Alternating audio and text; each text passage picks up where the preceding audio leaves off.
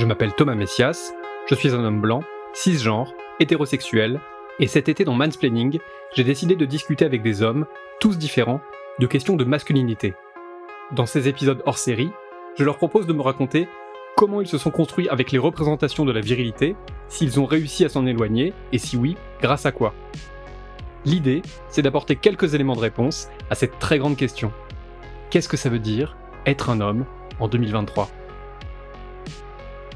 Je suis Clément Messias, je suis un homme blanc, cisgenre, hétérosexuel, et je suis le frère de Thomas Messias. Je voulais te demander quel type d'éducation tu avais reçu. Est-ce qu'il y avait la prise en compte justement du genre ? Est-ce que c'était une éducation qui selon toi était un peu féministe, très féministe, pas du tout féministe ? Je pense que j'ai reçu, qu'on a reçu une éducation neutre. Il n'y a rien qui me fait dire qu'on a reçu une éducation spécialement féministe ou tout son opposé. Je pense que vraiment c'était neutre et que j'ai jamais eu l'impression d'avoir ce genre de discussion avec les parents, que je sois petit ou plus grand, adolescent, etc. Je dis souvent que on nous a appris le bien et le mal. On nous a appris à être poli, à respecter les gens quels qu'ils soient, on va dire. Mais c'était pas une éducation particulièrement, enfin même elle était pas effectivement politisée, elle était pas... J'ai jamais eu l'impression qu'on ait eu de discussion avec nos parents que nos parents nous aient dit il faut respecter tout le monde, peu importe leur couleur de peau, leur orientation sexuelle, etc. Mais que du coup c'était juste naturel, puisqu'à côté de ça, quand on était gamin, qu'on allait en vacances chez nos grands-parents et qui pouvaient avoir certaines phrases de racisme ordinaire, par exemple, comme beaucoup de personnes de cette génération, comme beaucoup de grands-parents, ça nous marquait, ça nous choquait. Donc c'est la preuve qu'on se rendait compte que c'était pas normal. Et est-ce que tu dirais que notre père et notre mère nous ont été sur la même longueur d'onde au niveau éducation et comment ils se positionnaient dans le foyer ? Oui, je pense qu'ils étaient sur la même longueur d'onde. Évidemment, il y avait souvent les petits renvois quand on demandait quelque chose à maman qui disait « va demander à ton père » ou quand on demandait à papa qui disait « va dire à ta mère ». On avait peut-être un père un peu plus autoritaire que notre mère, mais peut-être plus strict, mais de par son éducation aussi. Mais voilà, rien de choquant. Donc oui, ils étaient tout à fait sur la même longueur d'onde, je pense. Et puis oui, ce que je voulais dire aussi, c'est on a eu aussi des modèles de couples hétéros, en l'occurrence, nos grands-parents, où les rôles genrés aussi étaient pas tout à fait, ils correspondaient peut-être pas tout à fait aux clichés du genre, où c'était vraiment au niveau caractère, au niveau prise de décision, au niveau tout ça, c'était notre grand-mère qui dirigeait. C'était cette bonne vieille expression qu'on n'aime pas, qui elle portait la culotte, mais c'était quand même, dans l'idée, c'était ça le principe, quoi. Ah oui, tout à fait. Papy, il était complètement... pareil, j'aime pas le dire, mais il était soumis à sa femme. Il avait quand même son caractère, il parlait pas beaucoup. De temps en temps, quand il en avait un peu marre, il lui disait quand même. Mais c'est vrai que là-dessus, il y avait quand même pas mal de choses où notre grand-père savait faire la cuisine, aimait cuisiner, des choses comme ça. Donc c'est vrai que la répartition des tâches, on n'était pas sur une répartition des tâches obligatoirement comme on peut l'imaginer chez des gens de la génération des années 20, quoi. Mais c'est vrai que ce soit la sœur de notre mère, notre tante qui n'est plus là aujourd'hui, etc., qui avait un caractère absolument ravageur, qui dépassait un peu tous les caractères de la maison, etc. Et pareil, dont le mari était, lui, plutôt dans son coin, du coup, qui s'écrasait, etc. Enfin, on a eu beaucoup d'exemples, effectivement, de femmes plus fortes que les hommes de notre famille. C'était qui tes idoles ? Et c'était quoi tes films cultes ? Alors déjà, mes premiers idoles, quand j'avais 6 ans, il faut le dire, c'était les boys bands. Et d'ailleurs, pour montrer quand même l'influence, quand j'étais petit, et ça c'est un truc aussi intéressant, j'y pense là, je devais avoir 6 ou 7 ans, je pense, et donc effectivement, j'avais une chambre qui était remplie de posters des To Be Free, des Worlds Apart, d'Aliège. Et un jour, ma mère a proposé qu'on invite un ou des copains, je sais plus, à la maison. Donc j'étais ok, sauf que avant qu'ils arrivent à la maison, j'ai changé toute la décoration de ma chambre et j'ai retiré tous les posters. Donc, j'avais honte. Alors, est-ce que ça avait un rapport déjà avec ma masculinité quand j'avais 6 ans ? Je sais pas si on peut le dire. Mais en tout cas, j'avais honte et je cachais à mes copains que j'adorais les boys bands, qui sûrement étaient vus plus comme un truc de filles, quoi. Et sinon, mes idoles, ça a surtout été, je pense, des sportifs au fil du temps. J'aime beaucoup surtout le basket et le football. Donc après, j'ai eu beaucoup de posters de footballeurs. Alors les premiers, je saurais plus dire qui c'était. Puis basket, musique, etc. Cinéma, à cette époque-là, j'ai pas spécialement le souvenir. Et en termes de film, je le mets moins comme mon film préféré parce que je sais qu'il a plein de problèmes, mais ça reste un de mes films préférés, c'est le film Fight Club. Par ce film, je suis quand même devenu un grand fan de Brad Pitt, il faut le dire, que je trouve absolument incroyable comme acteur et en plus très très beau. Sauf que Brad Pitt, Aujourd'hui, il est pas remarquable en tout point, en tout cas, de ce qu'on en sait, je pense. Mais voilà.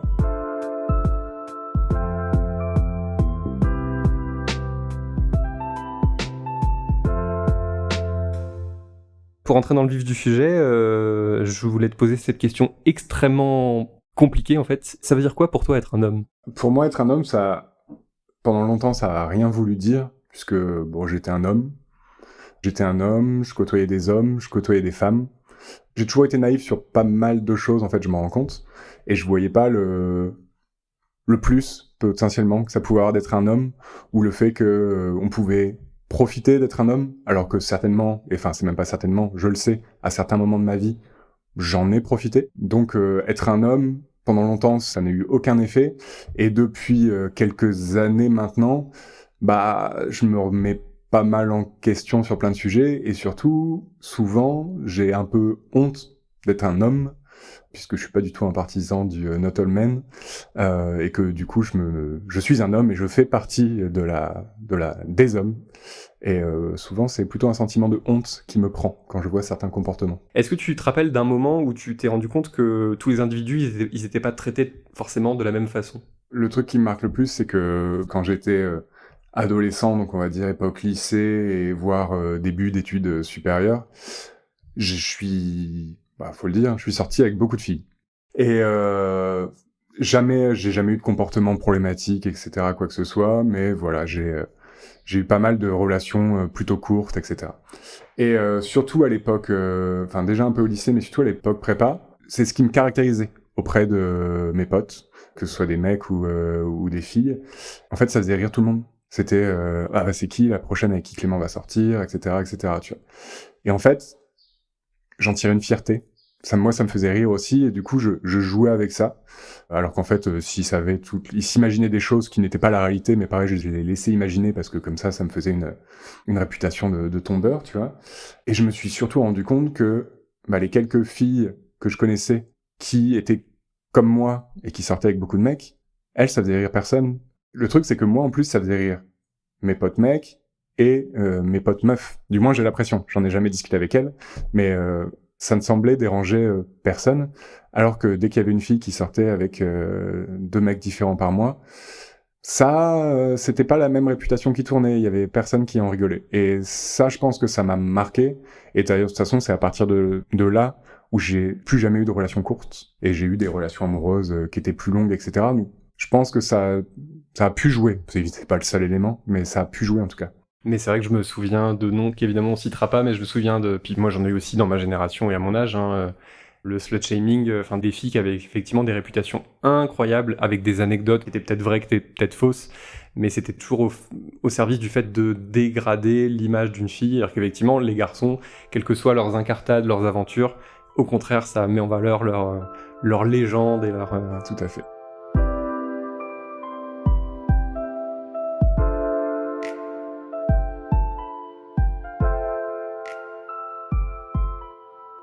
On va parler un peu d'amitié. Alors, ma question, je la pose au présent, mais tu peux aussi revenir sur l'adolescence ou l'enfance ou machin, mais est-ce que tes amis, c'est plutôt des hommes ? Comment ça se répartit selon toi ? Alors, aujourd'hui, j'ai peu de personnes que je considère comme mes amis. Là, comme ça, j'en identifie 4, et du coup, c'est moitié-moitié, 2 hommes, 2 femmes. Mais c'est surtout avec les 2 hommes que je passe le plus de temps, je vois moins mes potes femmes pour différentes raisons, l'éloignement, etc. Sinon, par le passé, j'étais quelqu'un qui était entouré de plein de gens. Du coup, en fait, il y en avait peu qui étaient mes amis, tout le monde était mes amis, et je les aimais tous, évidemment, sur mon blog. Ton Skyblog ? Sur mon Skyblog, qui n'existe plus, je l'ai fait supprimer il y a quelques années. Et j'étais entouré de pas mal de monde et de beaucoup de filles, puisque j'aimais leur contact, je trouvais ça plus intéressant de discuter avec elles qu'avec des mecs, et surtout j'avais pas du tout les mêmes sujets de conversation. Et encore maintenant, on pourra en parler après, mais j'ai toujours eu des sujets de conversation plus intimes avec des amis femmes qu'avec mes amis hommes. On parlait pas du tout la même chose et je me confiais pas du tout la même chose. On va dire que je parlais avec mes amis féminines et je m'amusais avec mes amis masculins. J'ai le même bilan et je pense qu'on est très très très très très nombreux à avoir ce genre de bilan. Enfin, sauf qu'il y a plein de mecs aussi qui n'ont juste pas d'amis filles. Mais nous, effectivement, on en a eu, toi comme moi, et c'était avec elle. Moi, c'était finalement avec elle, je m'en suis rendu compte bien plus tard, que je préférais être, que je préférais échanger, passer des moments, parce que je me sentais plus moi-même et pas dans la représentation de quoi que ce soit. Et du coup, par rapport à ce dont je parlais tout à l'heure, sur le fait que je suis sorti avec pas mal de filles, etc., bah, beaucoup de monde me pensait pas capable de pouvoir avoir juste des amitiés avec... j'ai des potes, filles que j'ai encore aujourd'hui, avec qui j'ai jamais eu aucune ambiguïté, quoi que ce soit. Et j'avais, à une époque, c'est vrai qu'il y avait beaucoup de monde, dès que j'étais ami avec une fille, et même très ami, que je passais du temps avec elle, d'un point de vue purement amical, tout le monde pensait que j'avais une idée derrière la tête, alors que pas du tout. Tes amis hommes, c'est quoi tes relations avec eux? Mes relations, c'est que c'est mes potes depuis maintenant l'époque de la fac, donc je les ai rencontrés, je devais avoir 20 ans, donc j'en ai 35 aujourd'hui, donc ça fait 15 ans qu'on est potes. On a on a une relation amicale qui est top, on parle de plein de choses, on débat beaucoup sur plein de sujets, et on n'est pas d'accord sur plein de sujets, dont le féminisme, dont notre vision du féminisme, et je me rends compte que il y a quand même des discussions que j'ai pas ou que je peux pas avoir avec eux, puisque je pense que je pourrais les avoir avec l'un ou avec l'autre, mais dès qu'on est à trois, il y a des discussions qui prennent pas, surtout des discussions du point de vue de l'intime. Quand on rentre vraiment dans le très intime, j'ai vraiment surtout un exemple en tête où ça ne prend pas. Je vais clairement donner l'exemple, c'est que donc je suis en couple depuis maintenant 13 ans, marié depuis 9, et on est parents depuis bientôt 2 ans maintenant. On a eu pendant longtemps, on a voulu avoir un enfant, ça ne marchait pas, on avait fait une croix dessus, et puis mon épouse est tombée enceinte, on était ravis, et finalement, alors qu'on l'avait annoncé à tout le monde, malheureusement, elle a fait une fausse couche. Ça a été très dur pour nous, vu que c'était quelque chose qu'on attendait depuis longtemps. Ça a été très dur, évidemment, pour elle, à tout point de vue, et pour moi, ça a été vraiment dur aussi.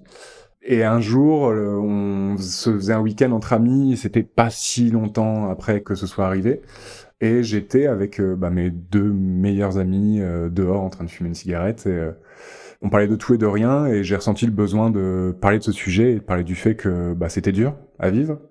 Et donc j'ai lancé ce sujet, et il y avait vraiment eu aucune réaction en face. C'est-à-dire qu'il ne s'est rien passé. Enfin, vraiment le silence. Et je pense que c'est moi qui ai enchaîné sur un autre sujet de discussion pour... c'est tout en se disant, tant pis en fait, on ne peut pas en parler. Mais je reste persuadé que si j'en avais parlé avec l'un ou avec l'autre, on en aurait parlé. On en aurait parlé bien. Mais là, cette notion, à partir de 3, même à partir de 2, c'est un groupe, mais à partir de 3, ça commence à être vraiment un groupe. Là, je pense que c'est cette dimension-là, je pense que peut-être les deux se sont attendus et ont attendu que l'autre dise quelque chose, etc. Et il ne s'est rien passé. J'ai très mal dormi cette nuit-là. Le lendemain, quand on est parti du week-end avec ma conjointe, c'est la première chose dont j'ai parlé en voiture, en me disant, j'ai voulu parler de ça hier et il s'est rien passé. Et vraiment, je l'ai mal vécu, je leur en ai voulu.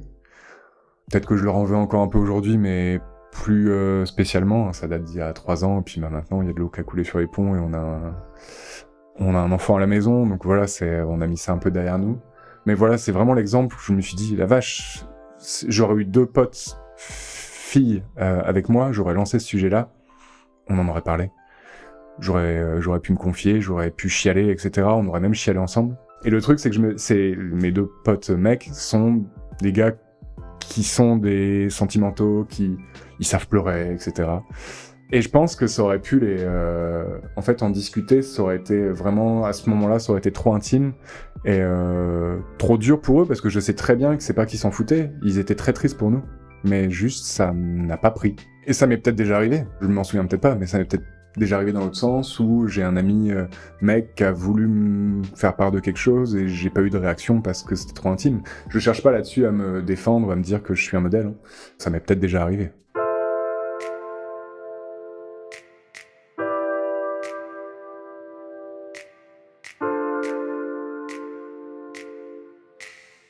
Si on demandait à ces 2 potes de faire ton portrait, ils diraient quoi de toi?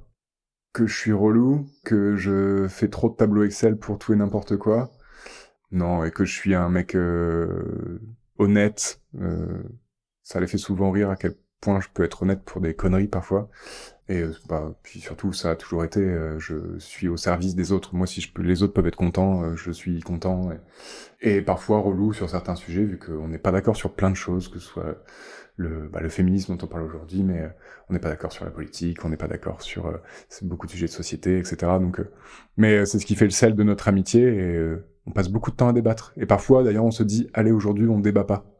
On passe une journée sympa, vraiment, où comme ça, parce qu'on s'énerve jamais, mais on a eu plein de sujets justement sur le féminisme, puisque dans mes 2 potes, il y en a un qui est un fidèle auditeur de ton podcast. L'autre, je pense, n'a jamais écouté une seule seconde. Et souvent, celui des 2 qui écoute tes podcasts, les écoutait avant moi. Moi, j'ai souvent du retard dans l'écoute de tes podcasts. Et du coup, il disait, ah, ton frère, il a fait un podcast là-dessus. Du coup, il me le débriefait en disant avec quoi il était d'accord et avec quoi il était pas d'accord. Et souvent, c'est les sujets de tes podcasts qui lançaient un débat et qui, du coup, tournaient à la base autour du féminisme et de la vision qu'on en avait, et ensuite qui dérivaient sur d'autres sujets. Mais c'est vrai que ça s'est un peu calmé là, mais pendant longtemps, les sujets de tes podcasts lançaient des discussions. Et alors je dis pas que c'est grâce à ton podcast, mais en tout cas, que ce soit moi ou lui, au fil du temps, etc., on évolue tous les deux dans le bon sens, même si on n'a pas la même vision du féminisme. Alors je m'y connais pas assez, moi j'ai pas assez de théorie sur le féminisme. Mais il n'y a pas besoin. Voilà, et je sais pas s'il y a un type de féminisme, en tout cas mon avis c'est que non, il y a sûrement plusieurs moyens d'être féministe. Pour tout te dire, avant ce podcast, je l'ai interrogé pour en parler avec lui, pour dire, voilà, on risque de parler des amitiés, etc. Qu'est-ce que t'en penses? Et donc lui, sa réponse c'était de dire oui. En gros, s'il y avait une échelle du féminisme, moi je serais le plus féministe de notre groupe de potes. Toi, oui. Moi, ouais.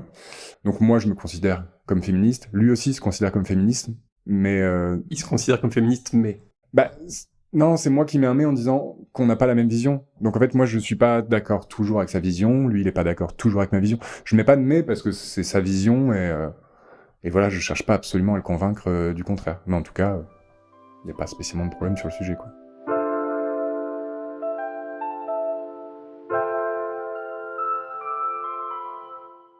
Ta relation de couple sur l'éducation de votre fils, puisque c'est un garçon, est-ce que vous êtes en phase? Est-ce que vous l'avez toujours été? Est-ce que même avant qu'il naisse, vous aviez déjà un plan éducatif là-dessus? Non, on n'a jamais fait de plan éducatif spécialement, parce que on est d'accord sur pas mal de choses, sur comment doivent être élevés les enfants, comment devraient être tous les êtres humains sur Terre, on va dire. Du coup, l'éduquer dans évidemment la tolérance, le respect des autres, la gentillesse, l'empathie, etc. Ça semble logique, je trouve ça complètement bateau de le dire, mais voilà, c'est juste notre but, puis qu'il soit heureux en fait avant tout. Après, on parle rarement de l'éducation. En plus, l'éducation, on y est depuis pas si longtemps. Allez, je vais faire partie des gens qui comptent l'âge de leur enfant en mois, mais il va avoir 21 mois, donc il aura 2 ans en octobre. Donc l'éducation, on y est depuis quelques mois. Mais on n'est pas les seuls dans l'éducation de notre enfant. C'est-à-dire que malgré qu'on soit les 2 personnes les plus importantes pour lui, Marcus, il a une nounou, il voit d'autres enfants, il voit d'autres gens, etc. Et je veux dire, c'est une éponge à cet âge-là. Moi, par exemple, j'ai jamais voulu spécialement lui refiler mes passions. Au final, j'ai l'impression de n'avoir rien fait pour, mais il y a plein de choses que j'aime et qu'il aime. Je prends Pokémon, par exemple, il est fan de Pikachu depuis quelques semaines. Voilà, moi je suis un grand fan de Pokémon depuis maintenant 25 ans. Voilà, j'ai pas cherché à lui refiler la passion, pourtant là il est en train de la choper, tu vois. Et ça peut être le cas pour plein d'autres choses. Et donc on voit des choses où, tu parles des tracteurs, des camions, c'est un super exemple, parce que il adore ça, alors qu'on n'a jamais voulu absolument lui imposer le truc, t'es un garçon, tu vas aimer les tracteurs. Mais chez la nounou, il y a plein de tracteurs, et on a des problèmes avec la nounou, je vais lui faire des remarques, elle est top la nounou, mais on est obligé de lui faire des remarques sur des petits sujets, de la nounou qui nous dit, Marcus, il a voulu monter sur la voiture Reine des Neiges aujourd'hui, je lui ai dit que non, c'était pour les filles, et du coup on lui dit, mais laissez-le monter sur la voiture Reine des Neiges s'il veut monter sur la voiture Reine des Neiges. La nounou qui nous demande si ça nous gêne que Marcus puisse jouer avec un poupon, parce qu'il y a d'autres papas que ça dérange avec leurs garçons. Donc non, ça nous dérange pas. La nounou qui fait des cadeaux de Noël aux enfants, et qui nous raconte, donc Marcus a une super voiture de police qui fait un bruit de sirène, et ce jour-là, elle a aussi offert les cadeaux aux filles qu'elle garde, et elles ont eu des jouets qui font des lumières roses, etc. Et elle nous raconte, quand on va le chercher, que Marcus regardait avec un peu de jalousie les jouets des filles, mais que elle a pas trouvé ces mêmes jouets en bleu. Et je lui dis, mais qu'elle aurait tout à fait pu acheter ce jouet-là en rose. Et elle le découvre, donc... Oui, Marcus, il rentre de chez la nounou, il aime un peu plus les tracteurs que la veille, quoi, et il est avec d'autres garçons qui sont parfois un peu plus grands et qui passent leur temps à jouer aux voitures, qui jouent pas à la poupée, qui jouent pas spécialement à la dinette. Donc, il est le fruit de tout ce qu'il récolte au fil de ses journées, et pas que de ses parents, quoi. Alors, on rappelle que les garçons ont le droit d'aimer les voitures, les tracteurs, les Tout à camions, fait. que c'est pas mon propos. C'est souvent un contre-argument qu'on nous oppose. Oui, vous voulez que les garçons jouent à la dinette et les filles au tracteur uniquement. Non, l'idée c'est que les enfants, et puis après les ados et les adultes, puissent avoir les loisirs, les hobbies, les centres d'intérêt de leur choix. Et qu'on les prive pas d'une partie de tout ça, uniquement en fonction de ce qu'ils ont entre les jambes en fait. Non, mais je rassure les personnes, hein. Mon enfant, là on peut regarder ce qui se trouve autour de nous au moment où on enregistre, hein. Derrière nous il y a un poupon, un face contre terre malheureusement pour lui, il y a une petite cuisine, mais il y a aussi des voitures, une voiture évidemment Jurassic Park là-bas sur la table de la cuisine, etc.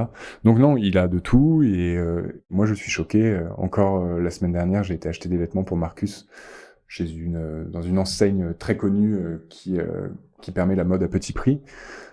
Il y a vraiment un rayon fille, un rayon garçon, et moi j'aime bien le rose, j'aime bien m'habiller avec du rose, mais va trouver du rose pour ton petit garçon.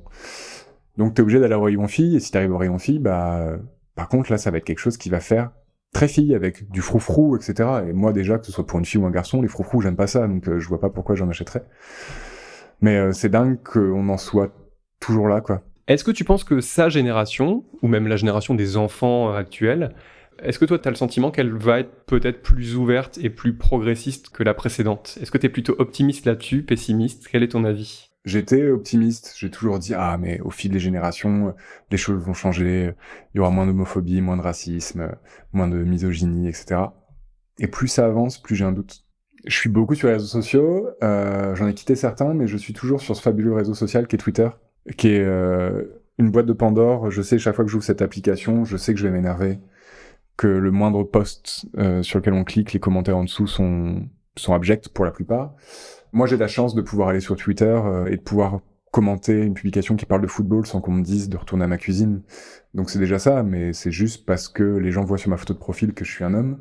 Mais sinon, on reconnaît facilement des comptes qui sont où derrière ce sont juste des ados.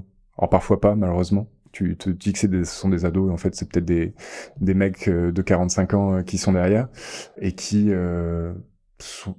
ont des propos qui souvent sont sur le compte de l'humour, où ils vont te dire que c'est du second degré, etc. Mais tu vois que le problème est toujours là. Et c'est dans ces moments-là où je me dis, la vache, je suis un homme, ce sont des hommes, et je fais partie de cette clique, quoi. C'est dans ces moments-là où c'est dur, et de temps en temps je réponds pour leur faire la morale, et ça n'a aucun intérêt, parce que évidemment qu'ils en ont rien à faire, mais je sais même pas pourquoi je le fais. Donc, j'ai du mal à être optimiste sur le sujet, je me disais que oui, ça irait avec les générations, et au final, je me dis qu'il y a quand même, malheureusement, le fruit de l'éducation de pas mal de parents et d'hommes, et de pères qui ont toujours les mêmes avis, qui les refilent à leurs fils, etc. C'est pour ça que je pense qu'à la base, moi, quand j'ai su que j'allais être papa, je pense que j'aurais préféré avoir une fille, parce que on dit souvent, il faut pas protéger vos filles, il faut éduquer vos fils. Mine de rien, je pense que c'est plus facile de protéger sa fille que d'éduquer son fils. Finalement, je suis content du challenge que la vie m'a offert, parce que voilà, moi j'ai envie d'éduquer mon fils pour que justement il n'y ait pas à protéger les filles. En fait, j'ai absolument pas confiance dans les hommes de la nouvelle génération, dans ces ados d'aujourd'hui.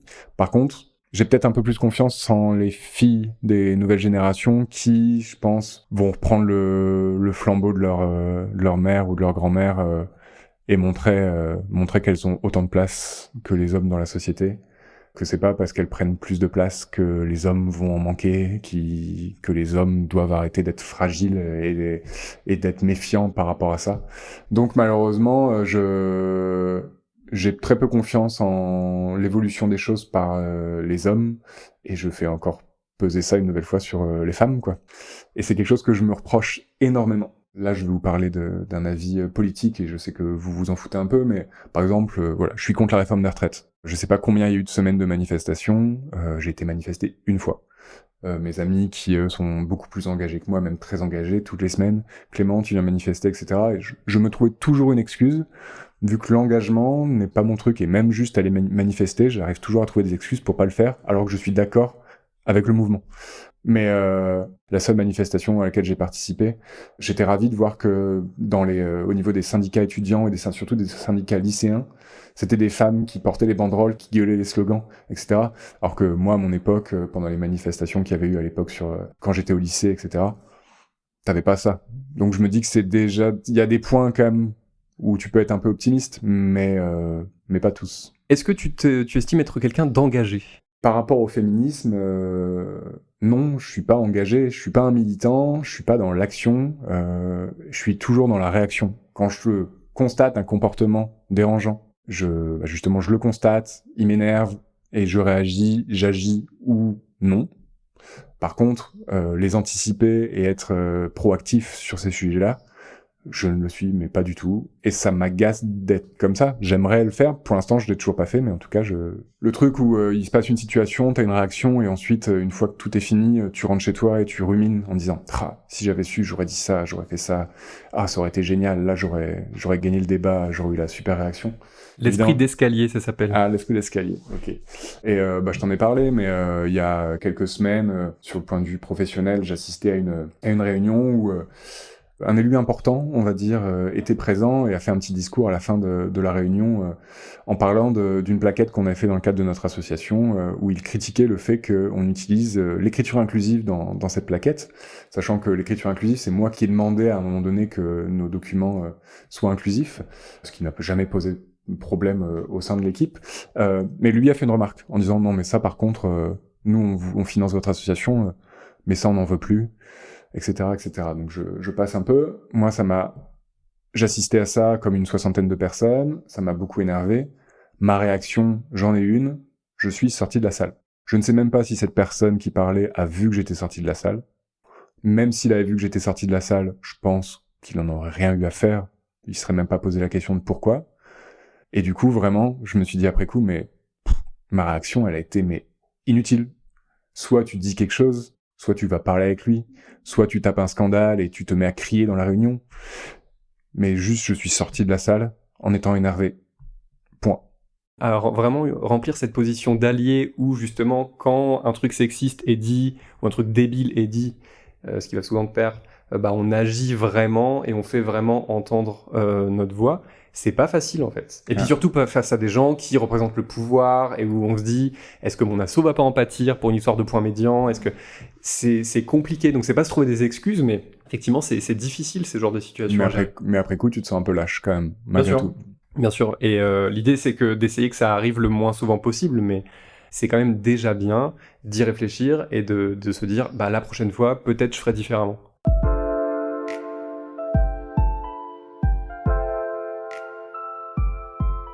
Est-ce que tu penses qu'il y a des points sur lesquels tu as encore, au niveau mentalité par exemple, des progrès à faire ou est-ce qu'il y a des choses dont tu penses que oui, le fait d'être un homme, ça peut te freiner dans certains domaines ? Oui, alors après, pas énormément, mais j'ai des petits exemples. T'en parlais il y a pas longtemps dans un podcast, et je vois encore ta manucure aujourd'hui. Par exemple, le vernis à ongles. Je suis quelqu'un qui a toujours aimé prendre soin de lui. Et un jour, je t'ai vu débarquer avec du vernis à ongles. La première fois que je t'ai vu avec du vernis à ongles, j'ai pensé que c'était un acte militant. Je me suis absolument pas dit que c'était peut-être parce que juste je trouvais ça joli. Je pensais vraiment que c'était militant. J'ai compris, peut-être qu'on en a parlé, peut-être pas, mais en tout cas j'ai compris que c'était pas spécialement militant, mais juste que tu appréciais porter du vernis à ongles, et que en fait c'était pas réservé aux femmes. Je me suis déjà posé la question de mettre du vernis à ongles, parce que moi aussi je trouve ça joli, il y a des très jolies couleurs, etc. Je l'ai jamais fait, je me suis même jamais verni un seul ongle. Je l'aurais peut-être fait chez moi, tout seul, ou avec Delphine, que ça aurait absolument pas dérangé, qui m'aurait fait aucune remarque. Mais à aucun moment, je me sens capable aujourd'hui de mettre du vernis à ongles, que ce soit sur un ongle ou sur mes 10 ongles, et de sortir, d'aller au boulot, de voir mes potes, parce que on va me poser des questions, et que je vais devoir me justifier, et j'ai pas envie. Donc ça montre que aujourd'hui, je suis pas encore prêt à assumer des choses qui sont considérées comme par la société comme des trucs de femmes et de les appliquer à moi-même. J'ai pas envie qu'on me pose de questions, etc. Donc la preuve que je suis pas déconstruit, ce mot que tu aimes tant. Clément, je suis très content d'avoir parlé avec toi. Merci beaucoup. Merci à toi. C'était Mansplaining. N'hésitez pas à vous abonner au podcast sur votre plateforme favorite, à mettre des cœurs et des étoiles, et à laisser des commentaires. Vous pouvez aussi nous écrire à mansplaining@slate.fr ou nous contacter via le compte Instagram Mansplaining Podcast. Mansplaining est un podcast de Thomas Messias, produit et réalisé par Slate Podcast. Direction éditoriale, Christophe Caron. Production éditoriale, Nina Pareja. Montage, réalisation et mixage, Mona Dolahaye. À dans 15 jours pour un nouvel hors-série.